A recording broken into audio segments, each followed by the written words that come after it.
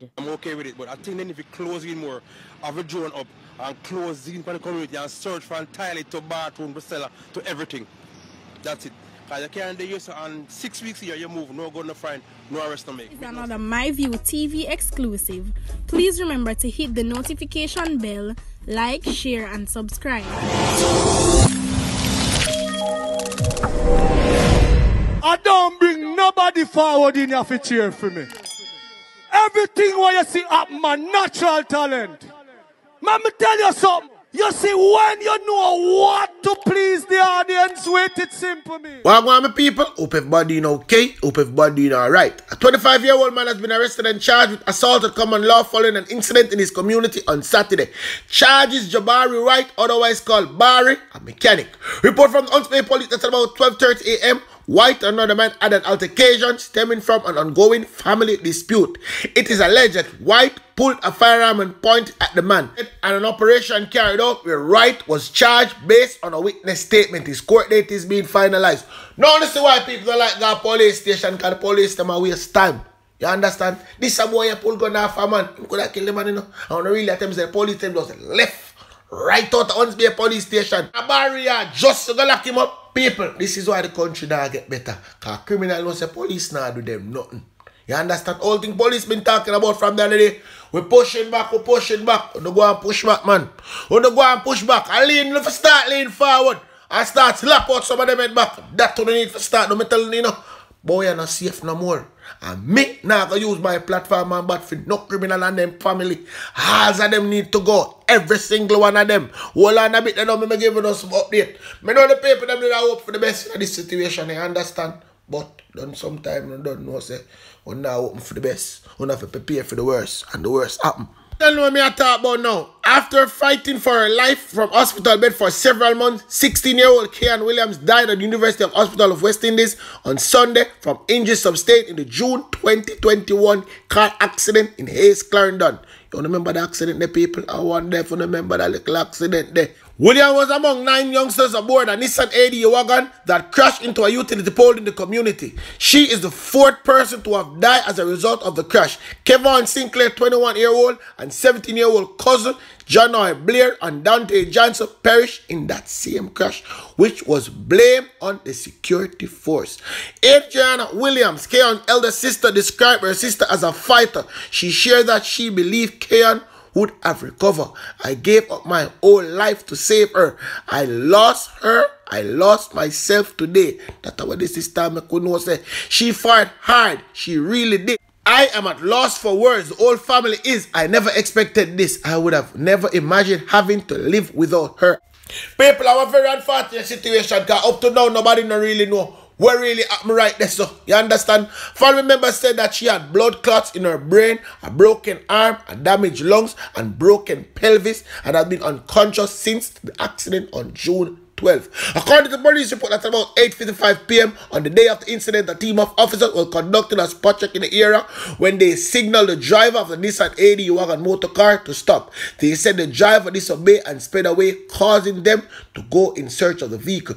The police said while searching the area, they came upon a crash site where several persons were. On approach of the team, shots were reportedly fired at them. The officer returned fire. However, no one received gunshot injury. Yes, people. Nobody in the crash never received no gunshot injury. Please remember that. Even though we see the little AD wagon with a little fragment right on the side. Remember we see the fragment on the side and people that say, yo, I change the door and them do this and them do that.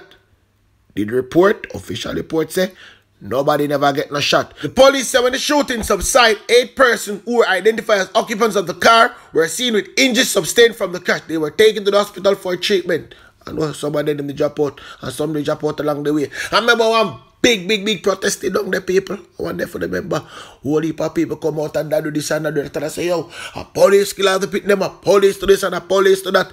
If you don't remember, they can go back and watch the video, man. Go some boom and bring up June playlist and they can see the video. Remember, me not take down nothing, you know. Me left it right there so phone to see it. But anyway, Kayan's sister, I say, yo, she want justice for her sister. Somebody need to be held accountable. That is what she said. Me don't know who them got charged still. To be honest, I don't know. But condolences goes out to the family. You understand? Anyway, I can move on to the news. So the people them favorite three-card man Kanjo is continuous criticism of the opposition People's National Party for refusing to support the government extended use of the state of public emergency. This is how I'm have to say. So yes, it is a crime-fighting tool, but more so, it is a community and social intervention, community building tool, which is not immediately available as problems crop up. This perspective also leads to not just the acceptance, but it has dulled the emotional response to this level of crime and violence. There are some people who just no longer care. It has been normalized. I still care, and I do get very concerned, emotional, yes, because it shouldn't be in this beautiful country. And I think every single Jamaican needs to reflect on this. Those who give succor to criminals, those who give protection and hide them, those who keep quiet and don't share information, and those who object to stronger measures to address the rise in this terror that is affecting us, and those who block the government's efforts from keeping the people safe.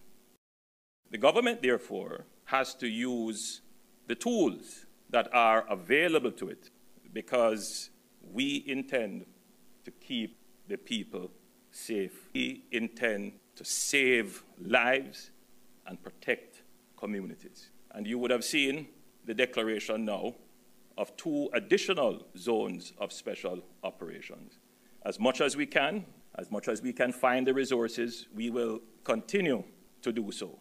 But as I had explained earlier, this is not an immediate response tool. The SOEs are designed to be immediate response tools. But that is what Kanjo have to say. So right now, I'm going to take a walk right down to Westmoreland because stakeholders in Westmoreland are split on which emergency security measures would best serve the violent plague parish. I'm going to listening now, okay? I'm in total agreement. Certainly, the zone of special operation will give us a temporary reprieve, and we would have hoped that this was done earlier rather than at this stage.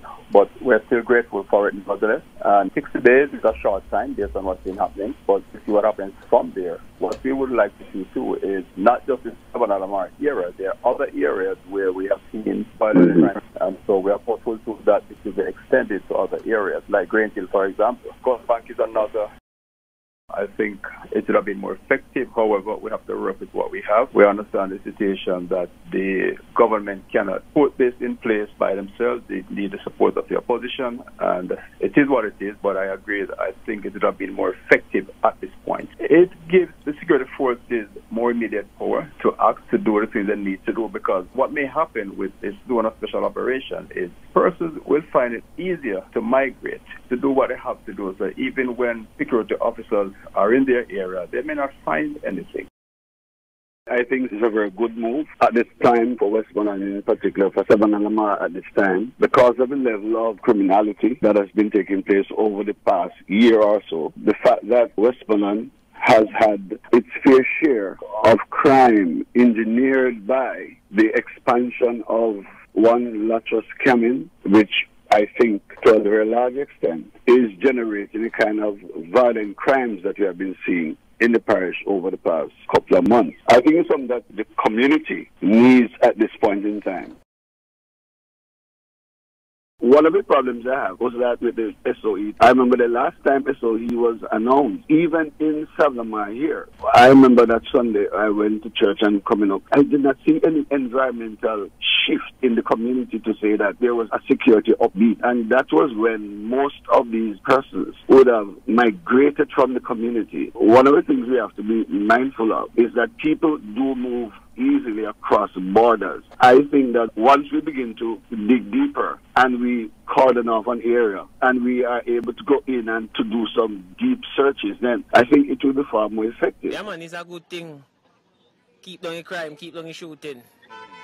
Trust me, because those of them there kind of go under control, you know?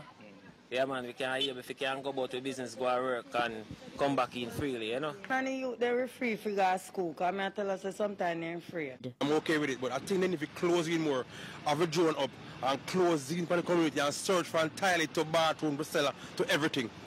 That's it. Because you can't do this and 6 weeks here you move, no go, no find, no arrest to make no sense. Certainly, those three communities are not just the communities that create and are affected by criminal activity. And so I'd be grateful if adjustments can be made where that is concerned. The business sector is significantly affected in a negative way when there is criminal activity. You have people that refrain from coming into the town because they're afraid of crime. They're afraid of violence. And so it is a relief for us.